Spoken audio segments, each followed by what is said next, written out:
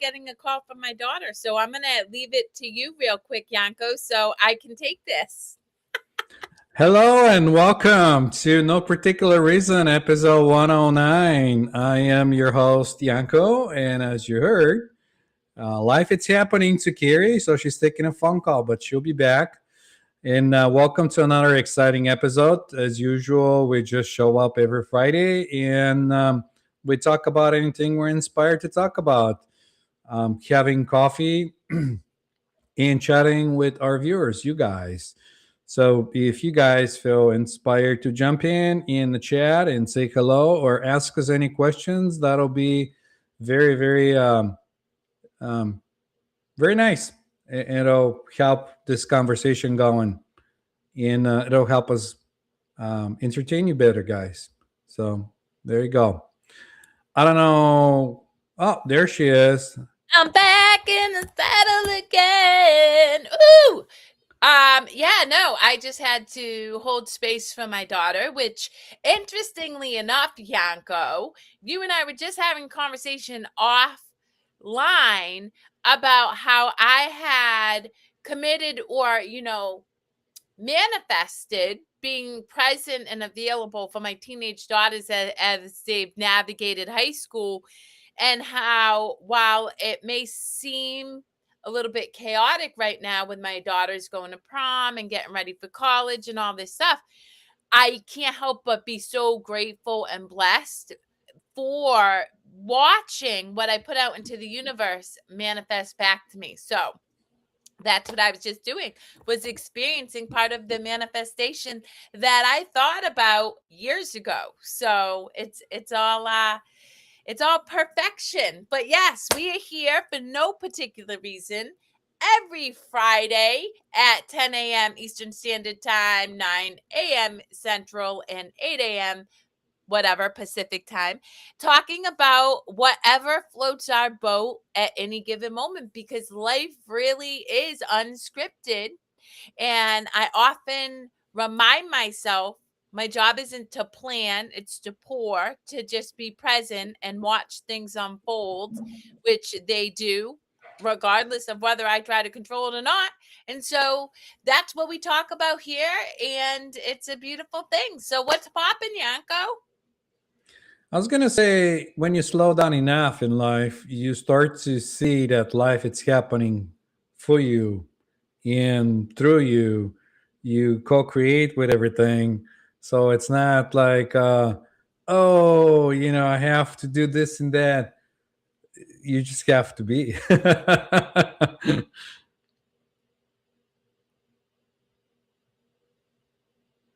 And I think I lost you. There you go.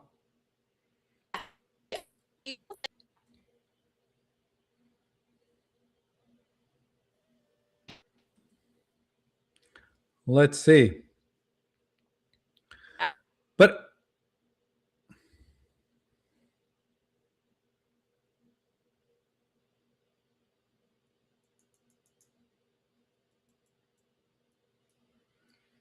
and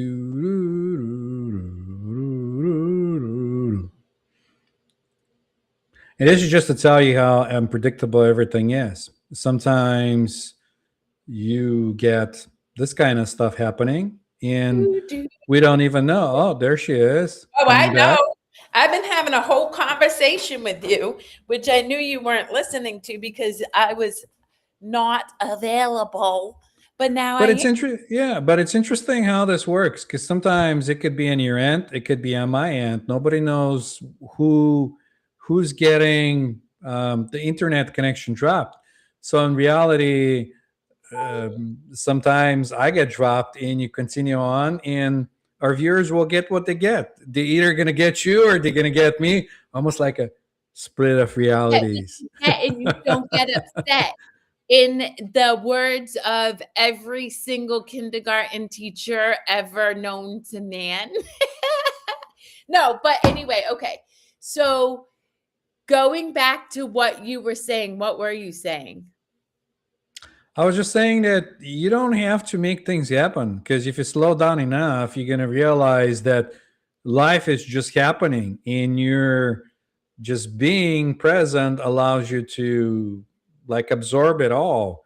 And we have this idea that we have to make things happen, but they just happen Yeah. either without participating or with participation. So, if you slow down enough, you'll notice that life is just lifing and Well, it's and you happening. notice it, but it is always unfolding in your greatest good anyway. And it's interesting because on Instagram, I follow like all these funny animal feeds, but also have random clips of like a dog spazzing out in front of their owner, only to like have the owner move and then a car crash into the wall.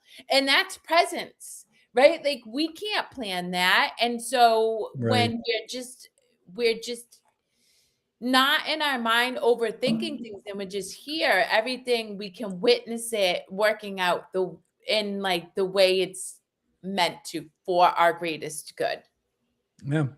Yeah. And then when you're present, you can co create and have this presence that you're having. So you were talking about an aha moment you had earlier this week, but I had an aha moment earlier this week as well. That it's so funny because I originally very young age, I grew up with the Bible and the scripture. Though I walk through the valley of the shadow of death, I will fear no evil, blah blah blah. The reality is when we cease to exist in this body, we don't die. So this is what I had the epiphany of. It's Yes. it's not like where people get hung up on this. Oh, I'll be in the kingdom of heaven or in heaven when I cease to exist in this body. No, no, no, no.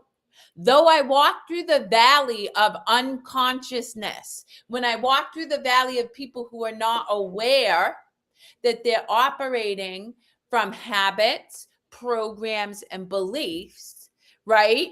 You're suffering. You exist in hell because it's like this repeated loop over and over again. And that's why it says, I will fear no evil. As you're aware, you become more present. And then you and I and individuals who have practiced this and have experienced it, because I'm all about the experience, not lip service, understand we do co-create with reality. And once you have that understanding, you live in the kingdom, heaven on earth, because you're at peace. You create the experiences. And then once you are no longer tied to this human form, there's no death. You just reemerge into the energy, the uncreated, unmanifested energy that you came from prior to being in this body. I mean, but you have to realize that on a deeper level, and have the experience, like you're saying. You have to understand that you're not this body, this mind, this emotions, and all that. Have the whole experience. That reminds me of one of those stories I was reading in a book, talking about one of the enlightened people that were just gonna check out of this world, and they got all the people around him, and they're loving him and saying, "Oh, please don't go." And he would just like look at him and says, "Where would I go?" Like, where would I go? I'm everywhere.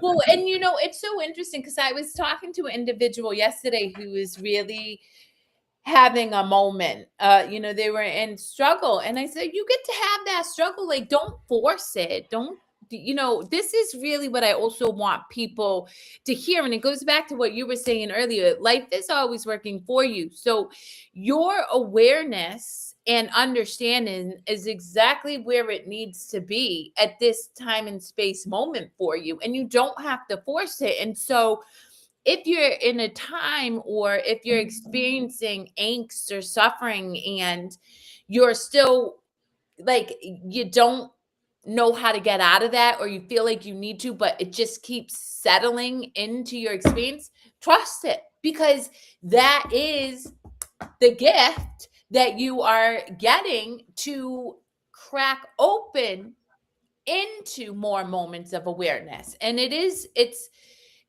an unfolding. You don't wake up one day and come to these understandings that Yanko and I have experienced. It's a permission, giving your mind permission to have a different experience, and then allowing it to unfold over the course of your experiences in perfect timing. Yeah, wonderful. I couldn't say it better.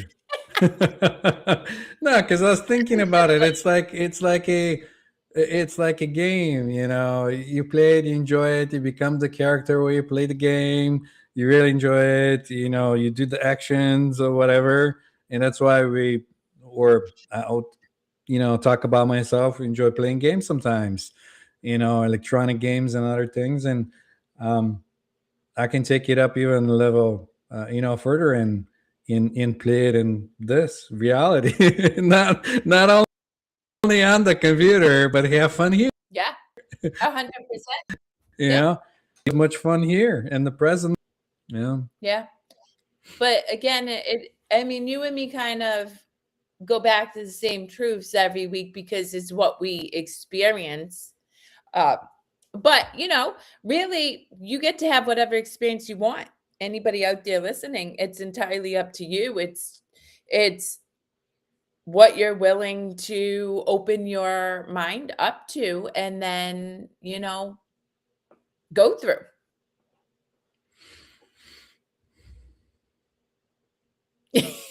Are we gonna today? We're gonna sit in silence because we ain't got nothing to say today. Although I'm not silent because I always got something singing inside my brain. No, but it's good to enjoy everything, good and bad, like silence and talk. And that was another thing. I met with somebody that was saying that he was misunderstood because sometimes he just needed to be in silence, and he felt that inside that they just need to be in silence, and people around them took it the wrong way, like they're mad or they're just kind of like not wanting to talk to them, but they just felt like not talking, which is fine. And when that feeling went away, then they started to talk again. So it's something different. You have the talk, not talk, and everything else in the duality of world. Yeah. It's Well, it wonderful. also goes back to the last judgment, and I stand by my understanding that the last judgment is just the last time you judge whatever you're experiencing, whether you wake up feeling anxious or you flip somebody off in a car or you want to be silent while everybody's talking. Our inherent habit is to judge that. Oh, I should engage in conversation, or I should be nicer in the car, or whatever the case is. But when you don't judge it at all, you actually learn deeper understandings about yourself that eventually move you out of acting in a way that, might come back to you and feel uncomfortable or something that you don't want. Like for me, I love joy, I love connection, I love love. So I behave in a way that attracts that back to me. But I could easily flip somebody off and then have somebody, I don't know, hit my car, and it's still not bad or good. It's just that's the energy I put out. So I have to live with what comes back to me. Well, that's the thing. When it's unconscious and it's running an autopilot, that's why that present in the circumstances bring it up so it could come to your conscious and you can understand it and take it in, slow down, and say, "Oh, I was doing this automatically." Then next time around, when the same situation comes in, you're not just gonna have a knee jerk reaction and act upon automatically. You're gonna slow down and do it different or not. Depends on how you see it. My understanding is different about the other side or hell and in heaven and all that. I think it's a mindset, and we're the only judge that judges us. So, Mhm. because on the end of the day, when you're passing on, you're gonna look at yourself or look at this lifetime. At least I know I did when I was having a near-death experience. The entire life went through from like little kid to now, and kind of flashed, and I was like, oh, and so nobody's gonna be there like to punish you or not punish you. You're just gonna punish yourself, and you're gonna take that on the other side is a consciousness, and you're gonna run with it. So if you feel guilty this entire time when you're here, then you're gonna take that on the other side, and you're gonna create hell for you. Or if you're living in bliss and you're all in bliss all the time when you're here, and you're kind and everything else that's happening, then nothing else, you're going to take that and take it another side with you. So it's not like there's this and that, and there's some god that's going to punish you and all these other things. It's you on the end of the day.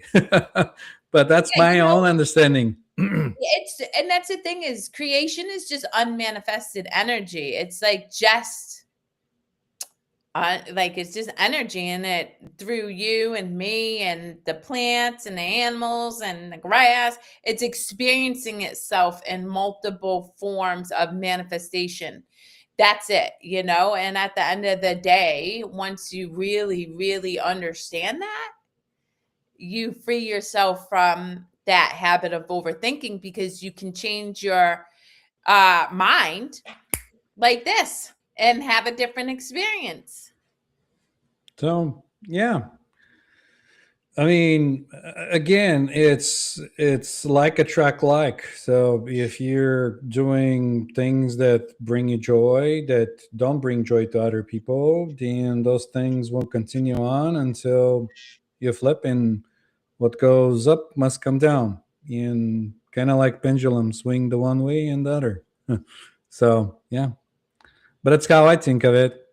Not like that there is something, or like somebody will punish you. And it's kind of, sometimes I got chuckle at that when people are really mad and they're still on that um, mindset of like blaming something else and saying, for me, like it's this, and not because I'm here and I'm on this weak position, I'm gonna pray to God to punish you. Or they straight up tell you God will punish you. You see, there's God, there is, you know this thing that it's gonna settle the score per se, or like equal the thing because you did me wrong or somebody else did me wrong, whatever the case is. So yeah. What's so interesting, I was having a conversation. So I was at my sister-in-law's graduation. She just got her master's from Northeastern. Shout out, Michelle. I love you dearly. But I was talking to our family in the car, and that family is very religious. Like they're steeped in idolatry, really, like this worship of this narrative and belief system. And what I was sharing with an individual I love deeply is I witness this constant studying of certain scripture, like throughout the day and stuff, right? All of it. But I never see this individual apply what they study into their own human experience. And so they really are very unconscious and yet will tell the exact things that you were saying. God is going to condemn you and stuff. And this is why I encourage people, rather than just following specific scripture or religious ideologies that you've been brought up in. It's not good or bad, right or wrong. Question them and at least look at how you can apply, I don't know, what you sow you shall reap into your own life, cause and effect. Because I hear it all the time. I mean, we see it right now. We see like religious ideology informing the choices that our government is making, and it makes me laugh because I'm like, what You made we your are. bed, now you're gonna sleep on it, right? You just kind of like look at it and go like, "Oh, that's nothing new." Well, the funny thing is we're oneness. This is what blows my mind. In this day and age with quantum physics, neuroscience, I mean, just so much evidence. And then, of course, scripture that has been pervasive since the dawn of time. How is it people still uh like not realize we're one? So if I hurt you, I'm hurting myself. Like I just like that to me blows my mind, because even as a little girl, like I knew if I took somebody's candy, I was hurting them, and then they would hit me, and then I got hurt because I hurt them, and it just kind of like made sense. And we still as adults haven't quite figured out that when we cause harm comes back to us. I would say that, and this might sound like blaming, but how the reality is, with being programmed at a young age that this is how you operate and this is how you should be, or how you should be and shouldn't be, and all these other things, and stimulating the mind, which also gets your sense of self separate, your intuition weakens, and you're stuck here more of the time, and you try to solve problems with your mind like it's some kind of math equation, and some scientists are still doing it, you know um, coming up with equations and other things.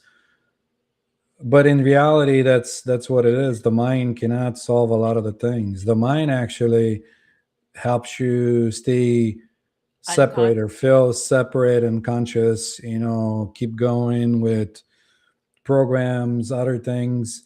And it's not only that, it's not that programs are bad, but there's like even genes and other things that are passed from generation to generation. So it's it's the whole thing because you're a part of it. So you get the experience. Well, and that's the thing. I also, again, suffering is familiar. So it's easy to just bitch and complain, but stay in what you know, because it's so familiar, you know. But interestingly enough, your spirit, your soul, like your higher self, is always going to strive to push you out of that suffering. And so if you ignore it for long enough, something will happen, like you have a near death experience, i.e., Yanko, or you sit in your sister's blood, me, and have this realization that, oh, wait a minute, I don't have to sit in this experience if I do not want to, you know? But But we, let me ask you this though. yeah. When you're sitting in that experience, was there any mind? Was there any thought, or everything just kind of froze and you had that aha moment? Yeah, I knew. Uh, I immediately knew that everything was perfect. Like it's kind of hard because people ask me about that, right? I remember sitting there in all this blood crying, and then all of a sudden I just was like, "Oh, it's fine." Like it's all great. It's like we're cool. And she's cool. I'm cool. I'm gonna be fine. And I mean, to that point, like people, I think about it from an ego perspective, like looking at my life from ego. I'm like, I mean, within 6 months of that experience, I left my secure job, my marriage, took on $80,000 worth of debt. Like, I mean, I literally was like, it's gonna be fine, and life. But again, I had that experience, and that's what I encourage people to give themselves permission to have, is the experience, because I had studied. So I really do believe I gave myself permission prior to that moment to have that experience, because I'd been studying psychology and philosophies and theologies and all these different modalities of, you know, knowledge. for years. And so it culminated into that moment when I was able to have that experience to break my ego. Yep. Yep. Yeah. Put it all together. No, the Mhm. reason I was asking is because usually you have that kind of aha moments when there's no mind involved. When you're just kind of peaceful, you could be sitting by a river and have no mind involved in just being present. Or some people have it when they're showering because they're like boop boop boop boop, automatic action. It's going on. There's nothing going on in your head, and you're like, oh, I had a great idea. You have those aha moments.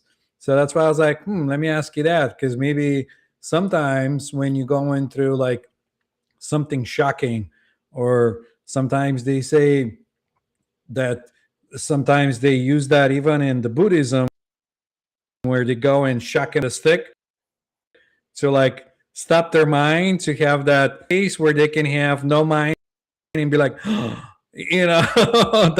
that's what I was alluding to. Yeah.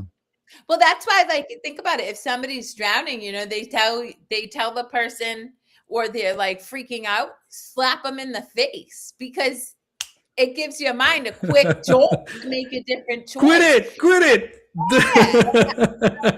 Uh, it!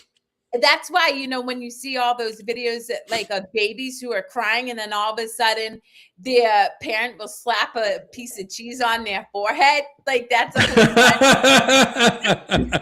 but, like, all of a sudden it breaks, right? No, That I wonder who figured that one I out with the know, cheese. like, I was like, "Oh, well, that's funny. I don't think I'd think to slap a piece of cheese on my kid, but it works, because it's that quick, break them out of that overthinking, that, like, habit of wherever Right, right, they're at." right, right, Yeah, right. for sure. Yeah. But also, I mean, I say this to people I work with in business, and I was a big proponent when I ran businesses of, I mean, the minute you feel anxiety, like contrast, like you're in that thought where you have to figure it out, that's when you walk away and go play. That's when you realize, oh, I am now forcing, or really striving and working hard to come up with a solution, when really all I have to do is walk away and do something completely different. And then you will have that experience that gives you the exact solution you needed to fix the problem, or create, or whatever it is you're looking to achieve in the work you're doing. But I always witness, I mean, just last week, oh, well, I work a 9 to 5 and I got to be on the clock and I don't want to upset my boss. And this is what I encourage people. And this is true because I did this in my own life. So I know from experience after experience after experience, I got more work done in a few hours than I ever did in the years that I tried to grind out the problem and the solution when I walked away. So the minute it feels icky, I'm just like, okay, I'm going to do something else. The other day I was cleaning walls and I was over it. So I started baking cookies, and then I started doing this. And then I'm like, oh, I could go back to doing walls again, because I didn't force the experience and just like, yep, nope, this isn't working for me right now. I'm going to move on.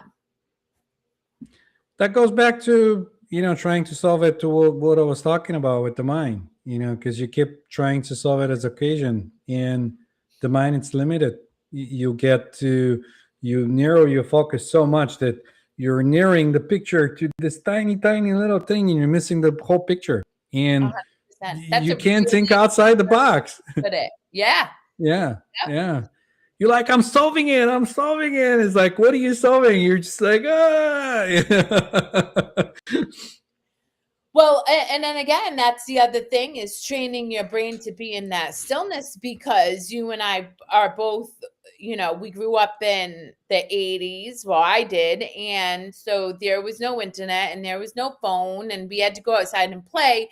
But now I see people so quickly going through social media, clickbait, email. Their mind is so Yeah, busy and getting yeah. flooded with information on the regular, that they never really had that experience to pause in the first place. Even kids, right? And I'm just as guilty. Look, when I was younger, my kids were younger, what did I do? Because I was busy, I plopped them in front of the TV, so I immediately gave them that instant feed your brain with information. And I still watch to this day with my kids. Like they love to. I don't think it's information because I'm seeing it with my little guy in 6.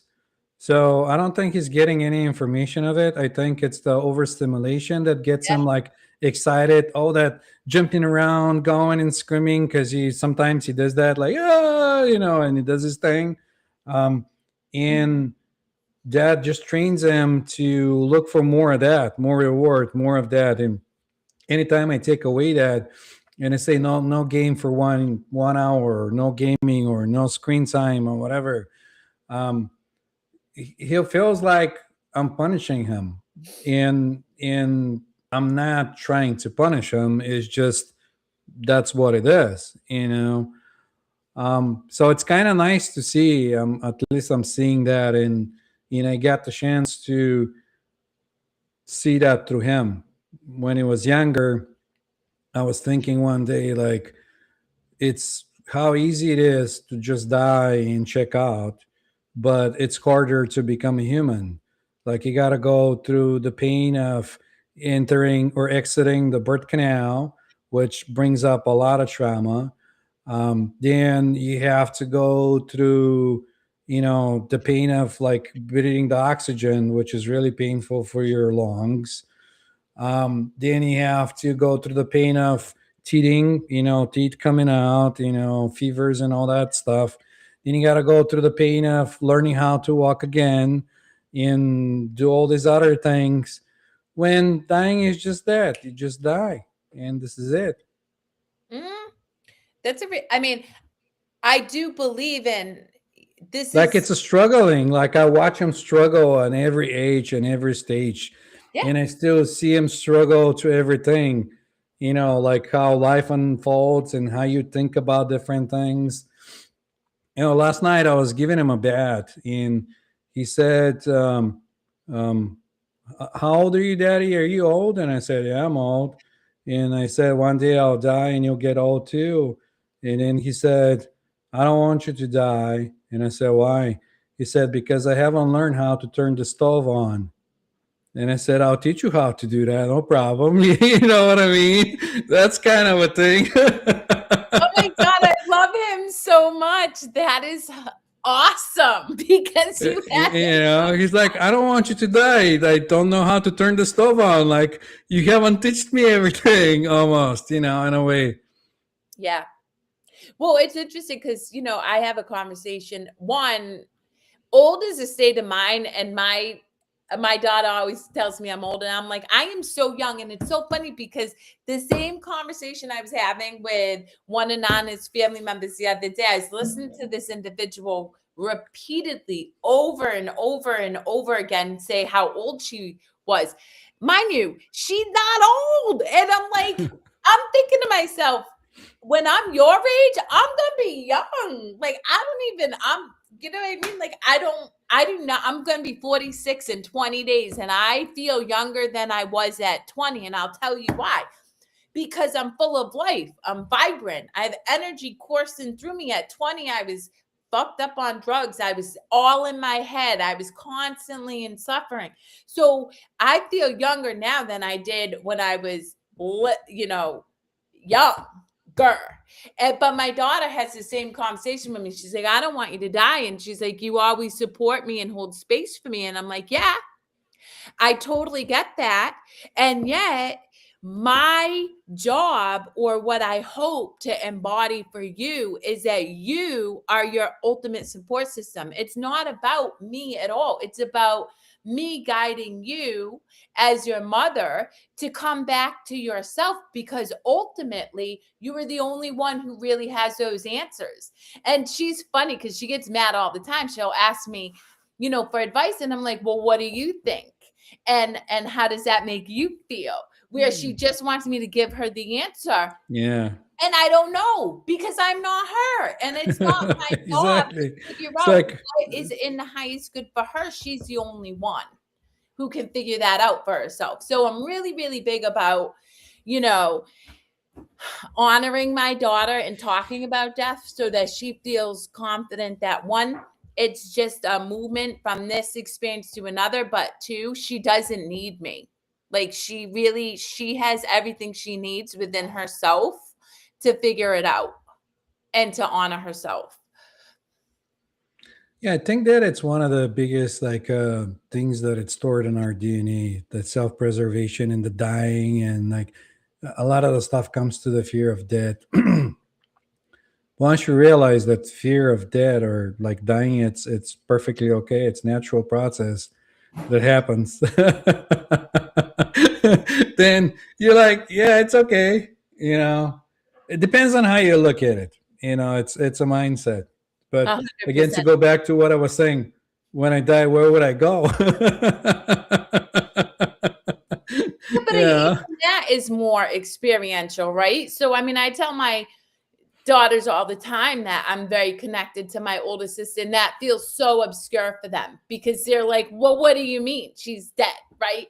And so, and I get it. So, but like you and I always say, don't take our word for it. It's an experience. You will have those experiences as you give your mind permission to open up to different possibilities, to different consciousness, to awareness, to knowing yourself, you know? Quiet down a little bit. Come down, Quiet. boy. Come down. Well, that's the other thing is you mentioned humanness is harder than death around the cycles of growing, like aging, and I get it. At least that's But I how I feel for it. Like that's how I see it. So it might not be for somebody else, but go ahead. Well, no, but I also think, humans struggle to sit with themselves. I think back to what 17 years ago now that I've been meditating, and I was crawling out of my skin. I mean, I really despised observing my thoughts to the point where I couldn't do it for 30 seconds. And that inherently is the hardest practice for humans to come home to, is to start to observe themselves and their responses and their reactions. Because one, if you're judging them, you're going to bring up thoughts of shame and guilt and That's right. inadequacy and suffering. But additionally, you're bringing up experiences and emotions that you've culminated within your human existence since you were born. And you have to process all of that out. And that it takes effort, and it's incredibly uncomfortable until you realize it's just a process. But I didn't know. I'm just going through it blindly, and I'm like, this is awful.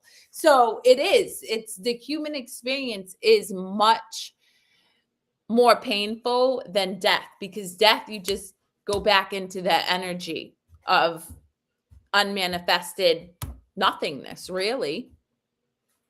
Well, let's say hypothetically, that's true for me, but let's say hypothetically that in a higher vibration, you're always in bliss and you're like up there, and you start coming down into this body. And because it's easier to take decisions when you're in high vibration and you always blissed out, it's like, that's not a problem. I'll go down, and you have a human experience, and then you start coming down, and then the density hits, and you start feeling all them emotions and everything else and all that pain, and you start going back. It's like, no, why did I sign up for this? I don't want to be here. Well, And then you even, I go mean, through the in whole person process doing that. again. Yeah. Huh? Well, and then even beyond that, and this is, something I really encourage people to consider. You're not always your thoughts. You can take on thoughts of the person sitting next to you. Like, there really is, our brain does so much more than science has been able to quantify. And so, I know now, because I know myself, when I'm in a room filled with people who are suffering or anxious or even joy filled, right? Like, I know, and I'm like, ooh, this is interesting. And then I get to decide whether I want to experience that with them or exit, right? And we've talked about this many times. If it doesn't feel yummy, I'm usually leaving the party, because it's not a party I'm interested in engaging in anymore. Not your type of party, huh? Nope. No. I mean, No. don't get me wrong, I signed up to serve people who are having those experiences, and I gladly do, because that is a gift that I feel honored to be able to do. But when I'm outside of the role of a support system for somebody else to learn themselves, I'm not interested in that. Well, I don't know. Sometimes I get a kick out of it.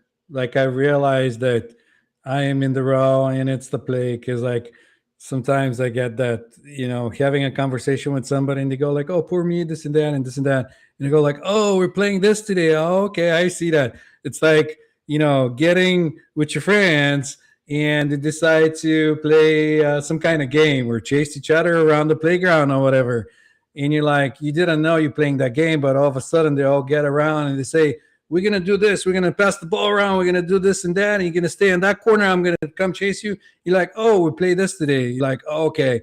So I got that kind of moments because like I I'm mean, in the I have thing. that every night with Nan, because he dresses up in a different character. There you go.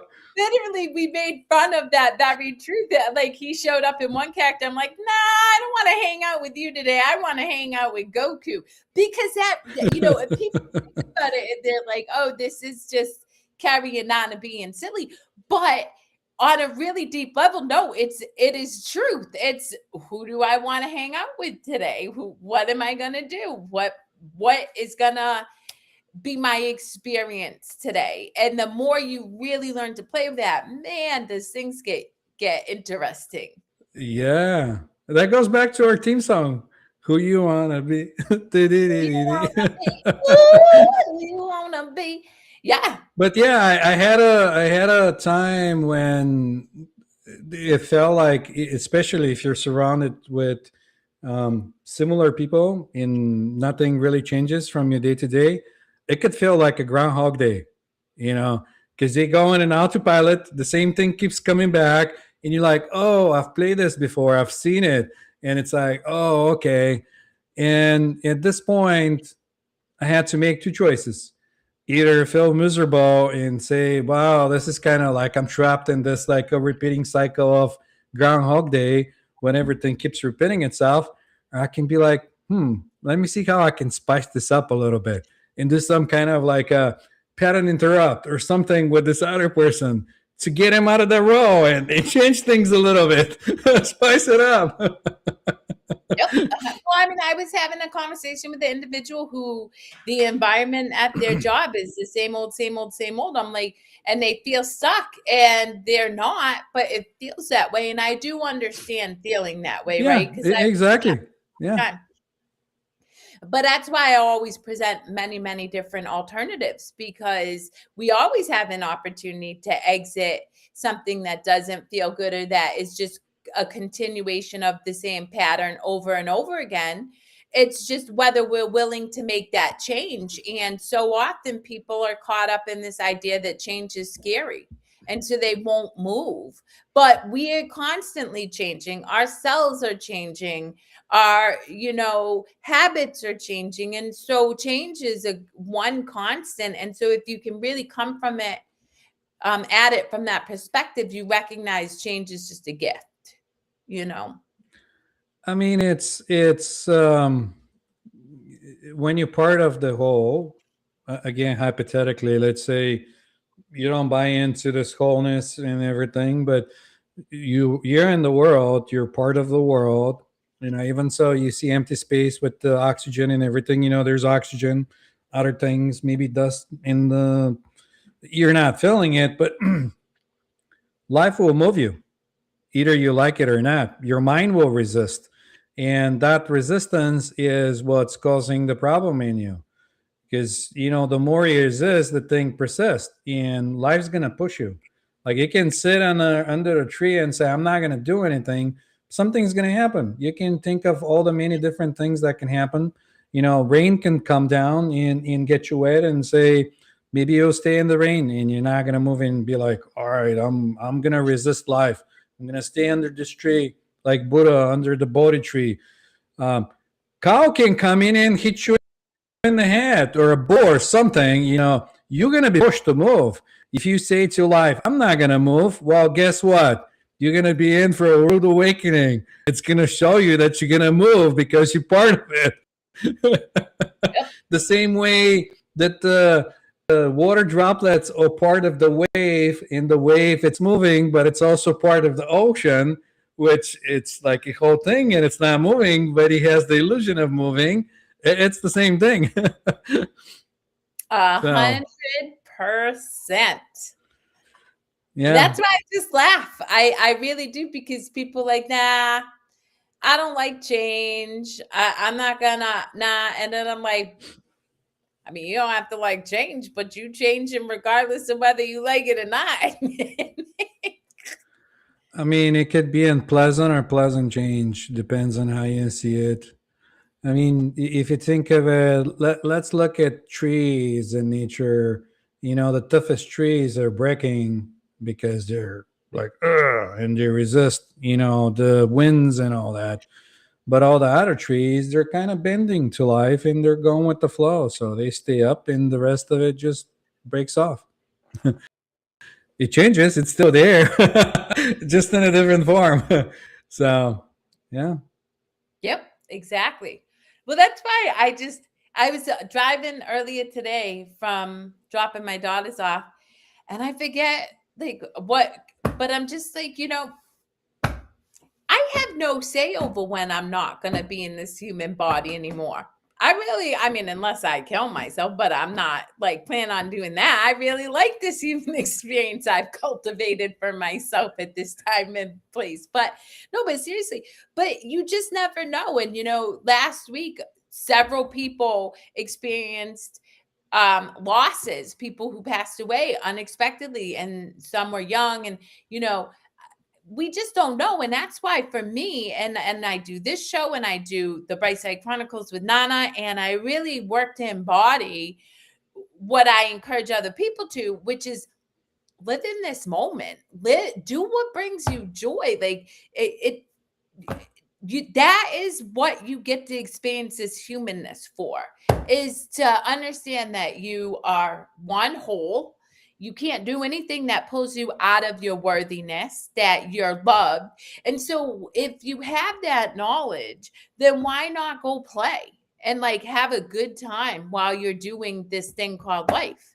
And I have two daughters, and one is very much a go with the flow type of person, and the other is so resistant. And to witness the two extremes is the gift that I get, because one suffers immensely all the time, and I'm like, "Ooh, glad I'm not you." And the other is just I mean, they struggle because they're a teenager and they're going through life, but like they can accept what's happening, not make up a story about it, and just keep it moving. I was going to give a different perspective on people passing on. And as I was talking about earlier, when you are there hypothetically and you enjoy and you come back, why won't you celebrate in somebody that's already out of this thing that we call human experience? He's back in the oneness, in the joy, and everything else. Would you want it? That might sound kind of like selfish to have him for you because, like, oh, I miss this person. Always wanted to have him with me, kind of like a possession, like cling to it and not let it go. In a way, the way I see it is like they're okay, man. No bills to pay, none of this nonsense, none of these other things. I mean, the game's over. I mean, they can come back and play it again. But I won't take it as dramatic as some people do. But everyone has a different perspective. Yeah, 100%. Now, I mean, in all fairness, I did lose Shelly, but I have my two children with me and stuff. So I don't want to assume I know how I would experience something like that, but I lean very much towards you. I'm like, you chilling, what I mean? Like you up there. And I can, that's the other thing, when you can, and this is what I encourage people to do, when you can quiet your mind, like when you enter the void, you understand that all of the people that you've quote unquote lost are with you. Like it's, you know what I mean? Like it's just, so it's harder for me to get caught up in that suffering because I feel them anyway. I just may not see them physically, but it doesn't matter. I'm still connected with them. I can still hear my sister's voice. Like she's talking to me on the phone right now, like, and the way she talks and everything. So, I mean, that was something else I was going to say earlier. Now that we're getting more in, like people are saying, higher vibration and all that, more of those things are going to be accessible because they're going to be closer to the density where we're sitting versus like being a lot deeper before, a lot denser. Now it's going to be a lot like closer and it'll be easier. And like you're sharing with like thoughts and things, telepathy will be a big thing coming soon. You'll be able to hear somebody thinking of you, and then your phone will ring, or you might hear a whole sentence, or you might connect with somebody that's on the other side, which, truth, it's another drop in the ocean that it's part of the ocean. So there's no really any mystery there. It's all oneness that's, connected. You're just almost like, if I have to compare it to something, we'll compare it to a radio station. You turn the dial and you tune to whatever you want to tune in. I mean, you tune into your friend that passed on and you're like, hey man, what's up? And then when you're done, you tune into something else and you keep going. yep. So, not a big deal. But that's the thing. Again, for the listening audience who this feel may it may feel really like, what the hell? Don't take my word for it. Seriously, just give yourself permission and see what your journey unfolds, because I mean, it is who you are. Like you are the whole, like that's truth. You are unconditional love. That's truth. So you can't not start to experience truth. Like our resistance is illusion. Like that's the thing, it's not real. And so as you start to understand, then you have more experiences of it, and then you experience the truth for yourself. Even the whole conundrum between like dark and light, and light has to fight over dark, and dark will win, or the light it's gonna win, and all this other thing, it's all the same. It's just slightly different. You have to have the experience, the one with the other, the comparison. Yeah, it's interesting. I But don't know. but also again, like that idea of dark over light, vice versa. When you come from curiosity and non-judgment, beautiful experience. If you're stuck in judgment, not gonna feel so yummy. I mean, if at least you want to figure it out. When I was going through that mindset of like, because there are some people saying, oh, light has to win over dark and this and that, and in the duality of things, before you're able to see the bigger picture and comprehend it in a way, then you think there's gotta be like the one pull at the other, but no, it just is. It's perfectly fine the way it is. Good morning. We love that you said, "What's up? How you doing?" And then we got What's Miss, up, Nelly? That's one of my friends. "What's up, Miss Nelly?" Or Mister, I don't know, Mister, No, Mister. it's she's a wonderful painter. Check her Facebook account. She has really nice in she does it with not clay with I forgot what was the name of it, but it will come in. Her paintings are really exquisite. Next level. Check them out. I love that. Well, Nelly, I also have a show called The Bright Side Chronicles where we talk to people doing whatever brings them joy. There you go. You're welcome to join and be part of the party. Positive things, are you up? I sure hope so. Otherwise, I've been talking to somebody who's now. Here's the other thing, Yanko, you know me. So that went right into an entire different conversation in my head. Sure. Go ahead. You're so excited. You got to get it out of your chest. So go Are ahead. you up? The world wants to know. No, at this moment, I'm sitting down. Thank you. Good. I'm glad. Well, you know what's so funny is I have this very large water bottle and I was drinking it. And my brother-in-law was like, damn, you drink that without a straw? I'm like, Armani, it's just me getting practice. But your brother, you just heard him go, you can hear a pin drop. And I'm just, the way I see it is if you don't know. But this is exactly what I was talking about. When you have a Groundhog Day, you got to spice things up. You got to do the what do they call it in hypnotism? They call it a pattern interrupt. Yep. You got to interrupt the pattern because like people paint pictures in their heads and they already have like a thinking that they're thinking like some kind of decisions and all that. Yeah, there you go. It's Friday. It's also the first of the month. So yay. It's the first of the month. Wake up, wake up, wake up. I don't know the rest of the song. That's Bone Thugs and Harmony. I used to listen to them in my teens. Is a vibe. It was a vibe. Oh, I look at encaustic with energy. What's yes, that's what she does.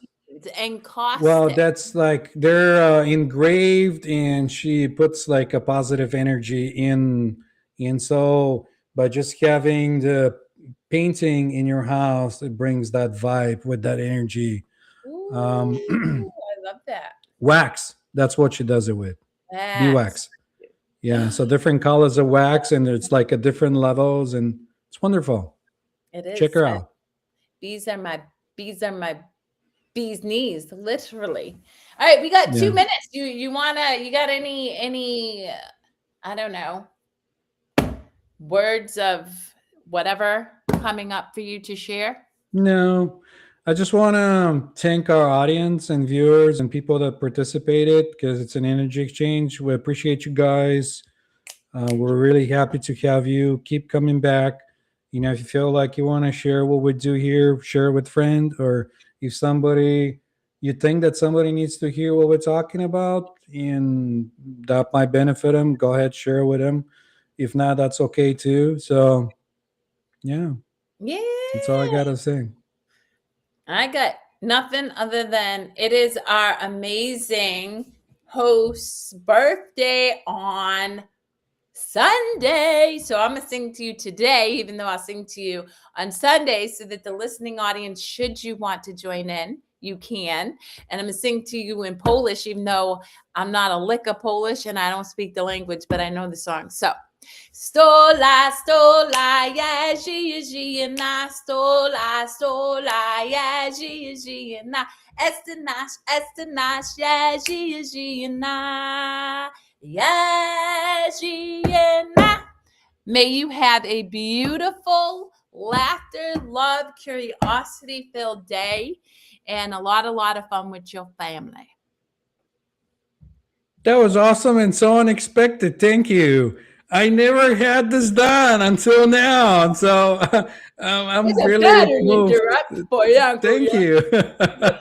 There's the pattern interrupt. All right. Guys, next week.